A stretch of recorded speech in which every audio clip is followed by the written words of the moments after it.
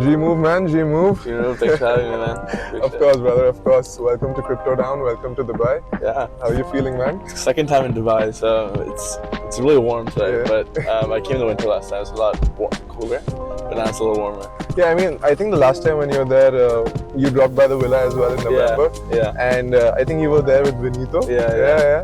And even Kenny was there. Yeah. And we were all watching like India versus Australia, the World Cup, right? World Cup. Man. Fucking it was sad, bro. And then we lost. Right? Yeah, we lost, bro. We lost.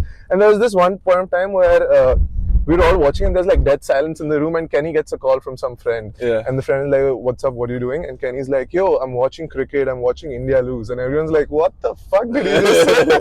Yeah. But no, and Kenny's the sweetest guy. We love Kenny. We love Kenny. Better times. Yep, better times. You raised big bags as well. We'll talk about that soon. Yeah. But before we talk about like your fundraise, your like whatever Move is all about, I want to know who the guy behind Move is, right? I want to know who's this guy who's trying to revive a dead language, who's gotten everyone to shill G Move on Twitter, right? Yeah.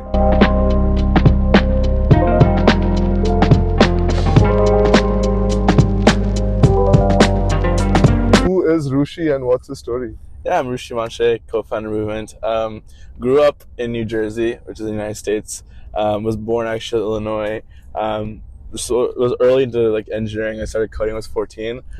My dad was in IT and software, and I was always just really interested in distributed system technology. Worked for United Health Group, which is one of the biggest insurance companies in the States.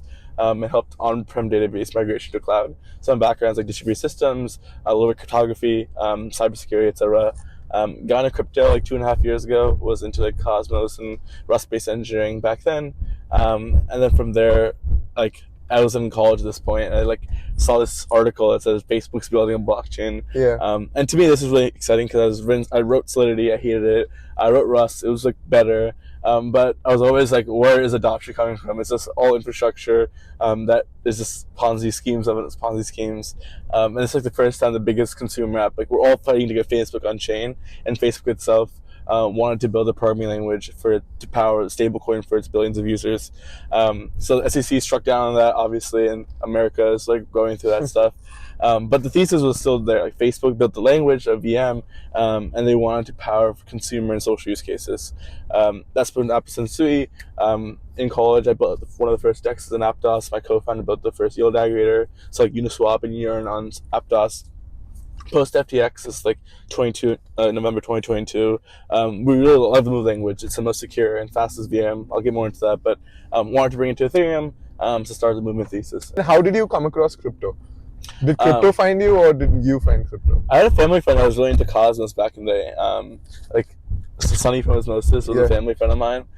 So my mom was always like, you should get into crypto, look what Sonny's doing. And then I was always just like bewildered. I was like, what is crypto? What is this Cosmos thing? So yeah, just like got into the ecosystem, started engineering here and there. And then the rest took care of itself. Right. And did you dabble in the Cosmos ecosystem as well? Yeah, I built some kind of like pet project, like a file coin on Cosmos. The thesis was like IPFS was really cool at the time, but it didn't have like a UX friendly, like it didn't have a UX friendly app. It didn't have a community really at the time. So I wanted to like bring the Cosmos app chain thesis to Filecoin. It didn't really get anywhere, it didn't raise capital, but it was like a fun project. Yeah, and you dropped out of college, right? Yeah, I dropped out of Vanderbilt, so it's in Nashville, just south of Tennessee. And then my co-founder is 3 years older than me. He was a senior at the time, and I was a freshman, and we both dropped out and started doing Move. You're not chronically shilling on Twitter, right? What do you do? What do you like doing other than this? I genuinely don't have a life outside of this. Yeah, that's bullish. If you're a crypto founder and if you have a life outside, then that's I don't like talk to women anymore. I don't have a hobby. I'm watching Shogun right now, which is a show, and it's pretty good. So maybe I'll watch like a show every now and then. But I think like, especially in the bull market, like you're always anxious. I have like really bad anxiety issues, which is bullish, because I'm just always like working, because there's always competitors popping up. There's always FUD that comes in. There's always you're fighting some other people. I try to minimize that, but yeah, you're always on edge, so you always have to keep building. You're always on the move. Yeah, I'm always on the move. So I think like most of the top crypto founders, like even Sandeep's like this, is like you're always on edge. If someone can guess your correct age, they might get like a Move airdrop. Yeah, we can do that.